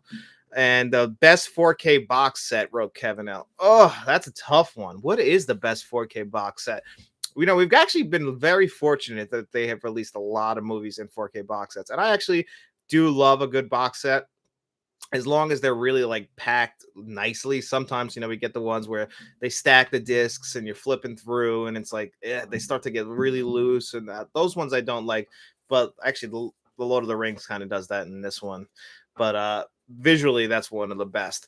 It's kind of like, it's weird. If you could take the Lord of the Rings 4K box set and swap it out with the Three Colors box set, they take the packaging of that, but the disc quality of the Lord of the Rings, there you get yourself a perfect box set. But I guess for my money right now, turning around and looking at it, it's probably the Sony Pictures Classics 30th anniversary box set, because all of them get their own boxes in there and they're all high quality releases. Now, it could be argued that those films, they're Sony Pictures Classics, aren't everybody's favorite films. And that I agree with, because there's not every movie in there that I love. So, like, if you were to break it down from that, it's probably gonna, like, the most crowd pleasing 4K box set ever. I think it's probably, if you're talking quality of the packaging, the audio, the visuals, the extras, I think it's the Back to the Future box set or the Jurassic Park 25th anniversary box set that came out a few years ago, because that has great packaging as well. Those are probably the best box sets that you can get that are going to make everybody happy. I like the Dark Knight box set too, because that has the individual packages as well, and it's got a nice slip on the outside. Also, I didn't get it because I missed my window, but the Batman 1989 to 1997 4K box set was beautiful with great packaging, and I felt like every disc in that set was good. Batman Returns just happened to be the best, and Batman and Robin obviously is Batman and Robin. Underworld box set with the slips is what Tony O wrote. Actually, Tony, Matt bought those a few months ago. I don't know if he's watched them yet, but those were really nice. He said that was actually like the Resident Evil box set, which I've heard is great too. The next Tom Cruise movie I want on 4K is Eyes Wide Shut, Kevin L wrote. Now, correct me if I'm wrong, but I think Eyes Wide Shut is also the last Stanley Kubrick movie we would need on 4K, because I think every other Stanley Kubrick movie has come to 4K at some point. Doctor Strangelove, I think, is in the Columbia Classics Volume 2. I don't know if that's had a solo release. I know it has a Criterion release, but not in 4K. But, The Shining, The Killing, Paths of Glory, Spartacus, all these movies have 4K release. A Clockwork Orange has a great 4K release. So pretty much all of his movies, I think Eyes Wide Shut would probably be the only one that doesn't have a 4K release. James Hallen wrote, have you reviewed Eyes Wide Shut yet? If not, you should. I would love to review Eyes Wide Shut. I'm actually waiting specifically for a 4K of Eyes Wide Shut to do a review of the movie, because that's not only just an underrated Tom Cruise movie, but that's Stanley Kubrick's last film. He died very shortly after making that movie, if you could believe that. So I would actually love to review Eyes Wide Shut. That is a great time. It's a weird movie, Tom Cruise and Nicole Kidman, but it's a Stanley Kubrick movie, and again, showcasing that Tom Cruise can act. I think that came out the same year as Magnolia. So two great Tom Cruise acting performances in that time. And that's kind of not what Tom Cruise is known for now. And I've been watching a lot of Tom Cruise movies lately. I'm doing reviews of the Mission Impossibles for the channel. I did Ray. I just we kind of appreciate the action star Tom Cruise, but we're really missing out on the actor Tom Cruise, the guy who could really like turn up the emotion. Even in Mission Impossible 3, the guy turns up the emotion, the emotional acting. Tell him Freddie sent you. Said I love Wide Shut, Eyes Wide Shut. Also, hi John. Creep Show 4K thoughts. I haven't watched it yet. Since you just got here, Freddie. I got it right here. I'm either going to watch this or Mallrats tonight. What actually, since you guys are in the chat, I'll ask you guys, which review would you want first? It'll be on Monday. Do you want Creep Show or do you want Mallrats? Waterworld will probably be like later in the week, like Wednesday, Thursday area, because I haven't gotten it yet. And that has 3 cuts of the movies on it. And I want to try and at least go through every cut and try and find some differences. So it's going to take me a little bit of time. So whatever one you guys want is the one I'll do first. And then the other one will be out on Tuesday. So it'll be Monday and Tuesday. And James Helen wrote, I'd also love to see you review the 86 Transformers, LOL. Jim, speaking of which, Jim, that actually does have a 4K release. So I can review that, believe it or not, because it does have a 4K release. I think it was just on sale also. So, and I know you're a big fan of the 86 Transformers movie, and that is the best Transformers movie ever. Are you trying to see MI7 in theaters, John Doe Juggler? Yes, actually, I can tell you right now. I'm actually going to see that on July 10th. I'm seeing that in theaters, so I'll have my review out on July 11th for you guys. I have to see that in theaters. Seeing Mission Impossible Fallout was one of my best theater experiences ever, because I just did not expect that movie to be that good, but it had such a kick-ass trailer. And I'm not a trailer guy, but the song Friction playing over that trailer was incredible. It really got me pumped up. This trailer is not as good, but I've heard good things from like the very early screenings, which, I feel like no matter what the movie is, anytime you hear early screenings, they're always positive. It's like, it's not until like The Flash had like a 95% till everyone started seeing it. Then it dropped to like 60%. So you can't always trust those early screening reviews, because it's like they're kind of influenced by the fact that they were invited by the studio to be there. So when you get invited or you get sent review copies, I totally understand this. Like, you feel a little bit more compelled to like say something positive because they might not invite you back, which is like, shitty business practice, but that's kind of how the world is, unfortunately. And you don't want to lose that because it could end up hurting your own business. So I get what they're going for, but I always say wait till release if you want to get a real reading on how the movie is. And then Kevin Elroy, are you getting National Lampoon's Vacation 4K? I'm not getting it this week, only because when it came down to like the 3 movies that I was going to review this week, because next week I also have a lot coming in with what's it called? Tony O gave me a super chat, guys. Thank you, buddy. Thanks again for reviewing Turbo Kid. I hear they are working on number 2, and thanks, buddy. I really appreciate that $10. Guys, super chats are always on. You don't have to contribute, but I really appreciate it. Antonio, thank you so much. And yeah, Turbo Kid, I've heard about them making a sequel, and I really want that Blu-ray. Somebody was selling it online for about $86 recently, and I was like, is never going to get another reissue? Because I really want to own that movie. That was a fantastic, fun movie. Go back and watch my Turbo Kid reviews if you guys haven't seen that. So yeah, back to what you were saying. And again, thank you so much, Tony. I really do appreciate that. It helps me out so much. And back to what Kevin L was saying about that. So I will review that eventually, just not this week. Next week we have Upgrade, Jaws 2, and The Truman Show. So really backed up on a lot of 4Ks. And tell him Freddie said, you said Creep Show, of course. LOL. And MD said Creep Show. Tony O said Creep Show, and John Doe Juggalo says Creep Show. So it looks like we're reviewing Creep Show first. So that'll be out on Monday. And Kevin L said, I'm hoping for the Austin Powers movies on 4K. Yeah, I'm surprised. That's another one. Do you guys feel like those got lost to time? Like, because I don't really like. I was watching. I don't know if you guys watch wrestling, but Simon Miller is a YouTuber who reviews the WWE shows and AEW shows. So I might not be able to keep up as much on the shows, but I'll actually watch his YouTube reviews of them. They're like 20 minutes. So like sometimes I'll watch them when I'm eating my lunch before work. And he's like, he did an Austin Powers reference, and he's like, I know that's a really old reference, but who throws a shoe? And I'm like, is that an old reference now? Like, what happened? What did they do to us? Like, are we that old now that Austin Powers references are old? I used to make Austin Powers references in school. I don't know what happened. Time really passed me by. And John Doe Juggler wrote, Kevin L, yes. Tell him Freddie said, yes, I watched Simon Miller. Yeah. He's great. He does some great wrestling reviews. He does the Ups and Downs show, so I watch that every week. And when he made that talking about the Austin Powers movies, it kind of hurt me a little bit. I'm not going to sit here and lie to you guys. James Heller, laugh out loud. I actually got back into wrestling, John. I don't know how, but it's actually good. And I've been going back watching the old Raws and Nitros on Peacock. Well, I always actually go back and we'll always watch like the old Raws and Nitros and the old Attitude Era pay-per-views on Peacock. We did a video, me and Faith, and I said that I can't get rid of Peacock because of the WWE network being attached to it. Like I've been trying to stop watching wrestling for like 10 years now. I went to WrestleMania 29 with my wife. That was a Christmas gift. It was probably the best Christmas gift I ever got. And I really I kind of just fell out of love with it, but I never could fully get away from it because it was such a huge part of my childhood. But yeah, that's the reason why I keep Peacock, is to keep watching the old stuff that I grew up with. I still love it so much. I was literally just watching Simon Miller. He's the best. He really is. What Culture Wrestling? He's the best. Kevin L wrote, best 4K for a 1960s movie. I'm going to go off the top of my head, either Psycho or Cool Hand Luke. I mean, Cool Hand Luke came out this year. That is a beautiful look. I think out of the Warner Brothers, for their 100th anniversary, out of the movies that they whipped out to really shine them up real nice, to get them ready for, this year celebrating the 100th anniversary, I thought Cool Hand Luke was the best one of them, because the old Blu-ray for that was pretty faded. And this one really, they sprung it up, shined it up so nice. I mean, I just thinking about the white light that's lighting the one scene when they're inside and how good that scene looks. I really think that that's probably one of the best movies of the 1960s. Raven Banner, this is from Tony O. Raven Banner Store has an awesome limited edition right now for $25. Ooh, I got to get that. Oh, that's a really cheap price, actually. That's really low. Frank Rodriguez wrote, just got my copy of Creepshow and Motel Hell. Creepshow is my 600th 4K Ultra HD.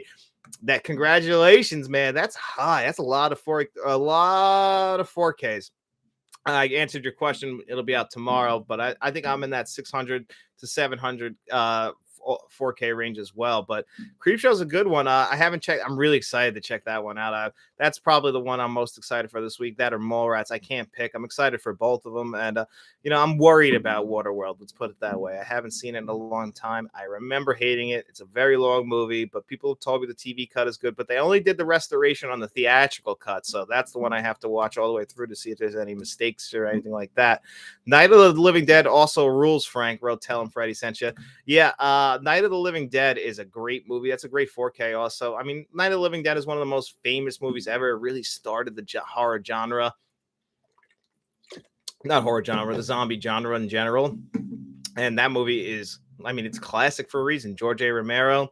Is Creepshow his best movie, or is it Night of the Living Dead? For me, it's going to always be Dawn of the Dead. I always liked the 1979 version of that movie. I think that's actually one of them. If it wasn't for Return to the Living Dead, I think Night of the Living Dead, Dawn of the Dead was my favorite one. And then the next one's from James Howell. Have you seen the trailers for Past Lives that just came out? I think you and Faith would love it. I was hoping to see Past Lives this weekend, but unfortunately, it's not out yet. I can't wait to see that movie. I'm hearing a lot of great things. Faith. That's another great release that I'm hearing great. Some people are saying best movie of the year. Get out of here. No one wants to see you. So, but that is hi, Obi. Sorry, guys. But anyway, yeah, so that's one of the better releases that I'm looking forward to seeing. It's not in theaters yet. It's got limited runs right now, but I'm definitely going to be checking out Past Lives when it comes to theaters out here by me. Unfortunately, where we live and where James Howland lives on Long Island, we kind of get movies a little bit later. Like I wanted to see Asteroid City early, but I couldn't. John Doe Juggler wrote, when you count your 4K, do you count up or individual movie? Do you count UPC or individual movies? And 600 to 700? Damn, agreed. Yeah. So I explained this in tomorrow's video a little bit more, but so I used to collect Blu-rays from like 2012 to like 2017, but like the real collector, like when I started really buying everything, it was like kind of because 4K started to come out in like 2016, and then they kind of started to like trickle out, like where you only get like one or two a week. So I kind of was like just buying all the 4Ks when they were first coming out, and like not like now where we get like a lot each week. So I was building up my 4K collection really well in the beginning, where I was able to keep up. Like now when I go and look at like lists of 4Ks coming out, I have a lot of them. So I think that's actually most of my collection is in 4K. which is pretty cool. But that's actually how I started my collection, was really trying to curate with 4Ks. That's how I curate it now. But no, I count the individual movies, not just like the package. Like I've always kind of been the kind of person, like if I have the disc and it's the actual movie, I count that itself, not the entire package. And John Doe, what kind so John the Juggler with those faces are pretty funny. Mind blown. Kevin, what kind of home theater setup do you have? TV player and speakers. So I was actually going to eventually do a video about that. So in my living room, I have an LG C2 OLED TV with a Samsung Q90R soundbar. That at the time, it was a few years ago, that was like really like a high-end soundbar, but I've had it for a few years now, so it's not like the greatest but anymore, but it's still really good. It really pumps. It's got 2 rear speakers and a subwoofer. And over here, the TV right here, this is an LG C1. So this is like, I'll test them both. So when I do my 4K reviews, in case you guys are ever wondering, I will watch the whole movie on the LG C2 with ever Dolby Vision or HDR10, whatever one I choose to watch it for. And then I'll come back in here after I test the audio in there. I come back in here after I test it just with HDR, compare the Blu-rays side by side with this TV. And then I also test the audio, the other audio tracks that aren't in 5.1. So I check the original tracks and subtitles and all that. And then I check the extras in here as well. So that's how I do the reviews, is I run them on both TVs. I also, if need be, if like people say like it looks better on an LED, my bedroom has an older Sony LED TV in there that is pretty decent. It's like a 2017. So if I need to test LEDs, which are backlit, I'll go in there, because sometimes that does throw, like I've gotten complaints like in reviews where they're like, oh, it looks terrible. But I'm like, it might look different on an OLED. So I'll go check it on an LED. And sometimes, yeah, it will look a little bit different. So that's usually how I test that. And then tell him Freddie sent you. People Under the Stairs 4K thoughts. I actually haven't gotten that one yet. That was one I pre-ordered. And then for some reason, I have no idea how to explain this, it said that it got delayed until January 31st, 2030. I can't explain that. So I have to reorder it. That's why I actually never did the review on it, because I had it pre-ordered, and then for some reason the day I was supposed to get it, that happened. So I just canceled it, because I have the Blu-ray over there and I just watched it last year. So I was like, I don't think I need to rush.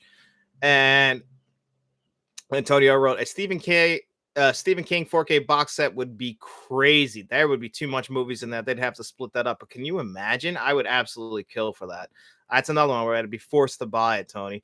I've been buying 4K since 2016, and I'm 8 away from 200. John Doe Juggler. Well, don't make the mistakes that I've made. A lot of that stuff was bought on credit, and eventually they want their money back. So I also don't have like kids and everything like that, so I have a little bit more free money to play around with, like where I'm always buying movies, and then I always regret like I spent too much money last month, like that's why Fate's been kind of trying to reel me in on to stop my pre-ordering so much, because I love buying 4K. So she's been kind of trying to pull me back on the amount I buy, because there's times like today I just got 3 4Ks in the mail in one shot. I want to see a man cave video someday, Kevin L wrote. Kevin, I announced it on tomorrow's show, but I'm going to do I'm going to do a whole collection video at the end of July. I'm going to film it, so it might come out in August, because I have a vacation at the end of July, so I have enough time to film that video, because I want it to be a lot better than last year's. I think we did it in the first few months of the channel. I'm better at filming now, better at editing, so I want to make it a more entertaining video for you guys. Like the background music was too high. I'm not happy with it, so I want to make it more entertaining for you guys this time around. So I'm going to do that at the end of July to show you guys everything. I'll probably, maybe in that video, I'll show you guys the TVs and everything, or how I review, just to give you guys a full background of what I do. Frank Rodriguez wrote, I caught the individual as well. That's how I'm able to keep track of the movies I have. Yeah, I've always kind of been one of those people. Have any other YouTube physical media content creators reach out to you to get their channel, or to get on their channel, or vice versa? I commented on something to try and hook you guys up. I haven't actually gotten, like, I'll talk to like Jeff like a little bit, like on Twitter, or like if you guys ever see like the Impressive Tony will pop up in here, his channel's really growing. Like I'll talk to him, but not really. Like I know, I think kind of what kind of hurt that was like in the very beginning of this channel, we were kind of trying to concentrate on movies and video games, and now the channel has progressed into now that Matt's not here, it's 110% just movies, 4K releases, new releases of movies, lists and podcasts. Like that's the whole channel now. So maybe now I can get to the point where I can do, especially now that I have better equipment too, like better audio, I can get on other people's podcasts or other people's channels, or vice versa. They can come on here if they want to. I'm just not the best at reaching out to like people. Like I always feel like I'm a bother. I don't want to be a burden to them. So I'm not good at reaching out. I know that you're supposed to network, but I don't like to upset people. I don't know if that makes sense. So I don't want to be like one of those people like, hey, can I be on your show? Like, I kind of just like always feel like, all right, like even like when Matt left, I asked Faith to do the show with me. And it's just because I don't like to bother people, like make schedules or anything like that. I'm always afraid I have that fear of letting people down. uh, so John Doe Juggler, it sounds like we count and watch movies about the same. I think so. And then the original Fuzz wrote, sweet. I look forward to your collection video, man. I'll be all over that. Yeah, I'm looking forward to that, Fuzz. I have a lot of fun with those types of videos. Just definitely like that was one of my favorite videos to make. And Frank Rodriguez wrote, I've been collecting since 2019 and I put a limit on the credit card so I don't get in financial trouble. Well, I have financial limits. The problem is that they were pretty high, so I was able to spend freely, and you can end up in some hot water with that because eventually they do want their money back. And my job a couple years ago, I used to make more money at, like there was the business I'm in was flourishing a little bit more than what they are now. So, and I don't make a ton of money off of YouTube in the sense that I can't really justify buying all the movies that I do buy, but it's really the only thing I buy. So like, I don't really buy I spent some money on TVs, but that was all also for reviews as well. So like movies are really like my only like real super hobby. Like I watch sports and wrestling too, but movies are my thing as 100%. And do you think we'll ever get 8K discs? Do you ever think we'll get 8K discs? Says Kevin L. I think eventually, maybe, but 8K's been around, I think now officially for like 2 years, but nothing has even shown that we're going to be watching anything in 8K. But just the way the market has gone, like I think DVDs still sell better than Blu-rays, and Blu-rays still sell better than 4K. So I don't know. The market would have to change. I don't see these studios investing in 8K as much, especially not in the physical market. But you can't fully rule it out, especially if like these studios start to see dollar signs in it, and but they don't even really not every studio makes a 4K player anymore. So I hope, but because I would love to see it, but I don't know if it's justified, and I don't even know if I'll be able to upgrade. And then John Doe Juggler wrote, I'm looking forward to seeing your collection video. He also wrote, I would love to start network. I'm just too camera shy. And John Doe wrote, kind of hard to do YouTube and not be on camera. Yeah, I'm not camera shy. That was never my problem, is not being on camera. I love being on camera. I love to hear myself talk, actually. It's kind of I think it's a little bit of a problem, but my problem is I'm just bad at networking when it comes to talking to other people. Actually, John the Juggler, I think you're actually pretty good at that. I always see you sharing stuff and talking to other people. So I think you actually are good at the reaching out thing. For me, it's just like I don't like to be annoying to other people. So I always just worry about how other people are going to perceive how I am. I know that like people say like that's what you have to do. You have to reach out to like the people that you like, but I just don't want to bother them. I don't want to be like one of those people that like seem like they're like I'm being clingy. Even like when people reach out to me, I like might get like a little nervous, like I'm going to say the wrong thing. Like I especially now in 2023, I don't want to ever upset people. It's a fear of mine. I don't know why, but I'm always have this big fear of letting people down. And you should collab with Mid-Level Media, Kevin L said. I think Matt was actually talking to him, but the problem is I let Matt do the talking, and that might not be good. Salem Sellers here, guy. That's my sister-in-law. Make sure you guys subscribe to her and her channel. And so she wrote, hey, John Doe Juggalo wrote, my dude, I feel the same way. Don't want to be a bother. Yeah, that's just always been my biggest problem, is that I don't want to be a bother and a burden to other people. I just so I always kind of just wing it and just do it on my own. That way I'm not bothering anybody. I don't got to rely on anybody because, I get it. Everybody has their own lives, has their own schedules, and it can be tough. Like I got to work around my regular job. I got to work around Fate's regular job. So I can totally understand how that is. And then Salem Seller wrote, I love Mid-Level Media. Yeah, Ken at Mid-Level Media is the man. I would definitely love to do a collaboration with him one day. he's definitely one of the cooler guys here on YouTube. I would definitely, if he ever wanted me to be on his show, I'm 100% there. Guys, my cat Lucky, sorry, he just jumped on here. Want to say hi. I live at a zoo. Frank Rodriguez, just wanted to say you're doing a great job with the channel, says Frank Rodriguez. Thanks, Frank, man. I really do appreciate that. I appreciate all you guys so much. I mean, one thing I can honestly say is that I have been very fortunate that the subscribers that I have gotten have all been really good, nice people. Like, I know that there's always like people who pop up and, make some nasty comments, but from what I was warned before I started the channel, it's been nothing like that. Like, I've honestly experienced some of the greatest people have been here with me so far. Made some actually, I think, lifelong friends in general of people who I just think are genuinely good people. And it's really nice. Like, that's one thing that is awesome about this community is, for the most part, physical media collectors and movie fans, they do seem to be like the most heartfelt people. Obviously, we get those deep pockets and like the DC where we get to get the real fanboys, they get a little bit crazy.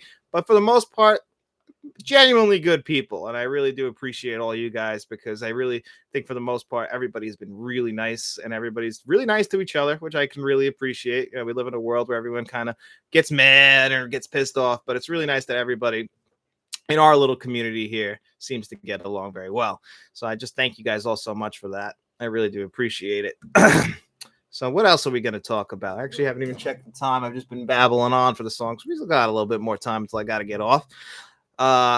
So anything else you guys want to chat about? Any other 4Ks? Like, I think as far as the live streams go in the next couple weeks, I think we're going to do a Tom Cruise one because that finished second this week.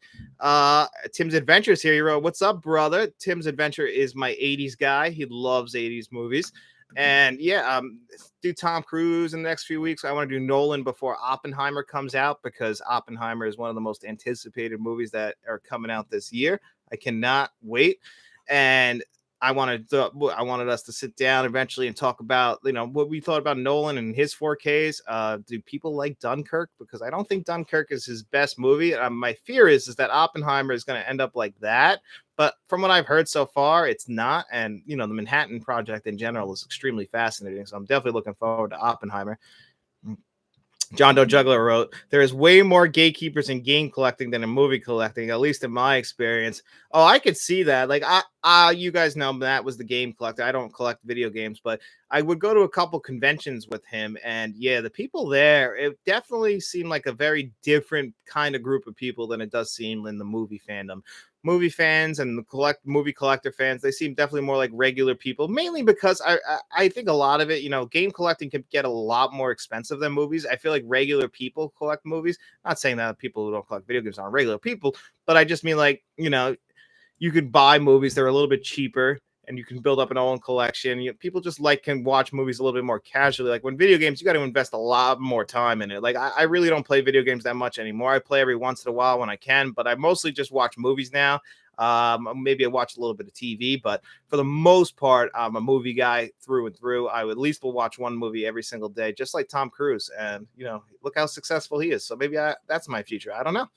Most underrated 4K.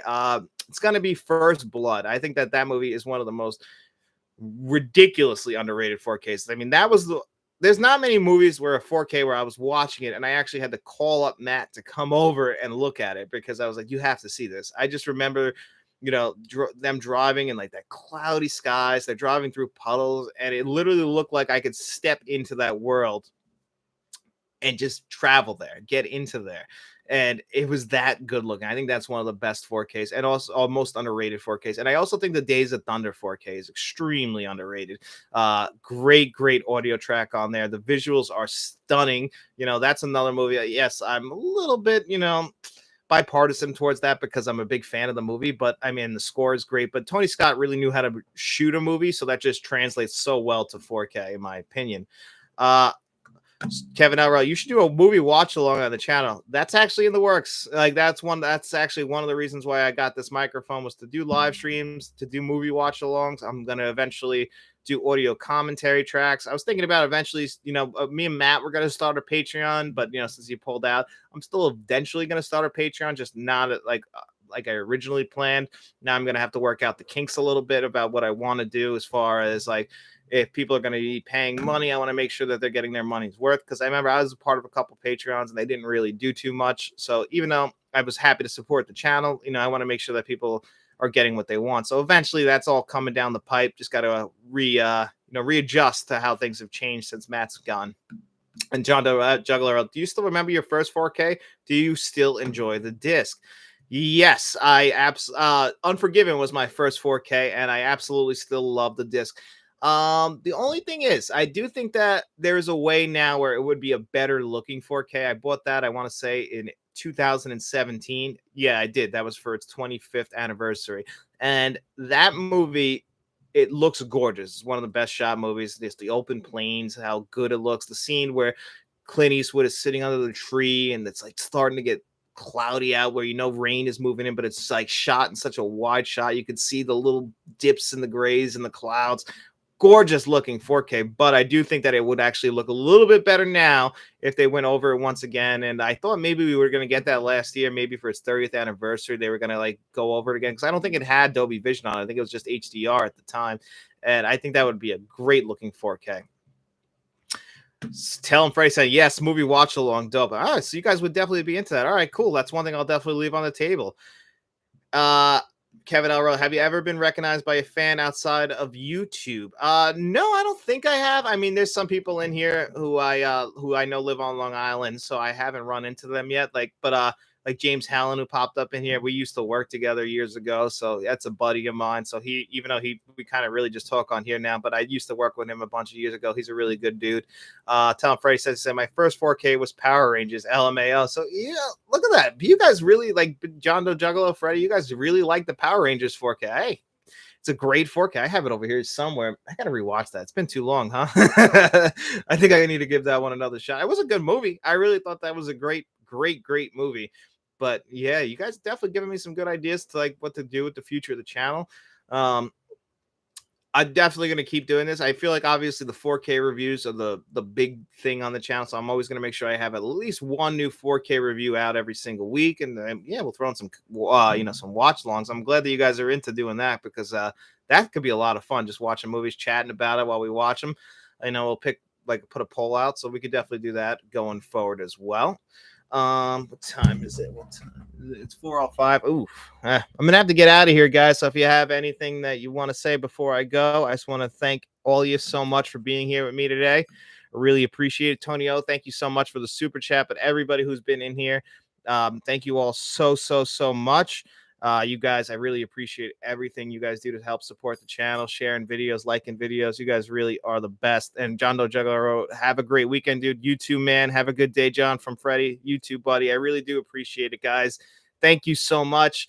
You guys really are the best. I want you all to have a great weekend. And you know what? We'll be back next Saturday again. We'll do this all over again. We'll pick a subject and we'll go from there.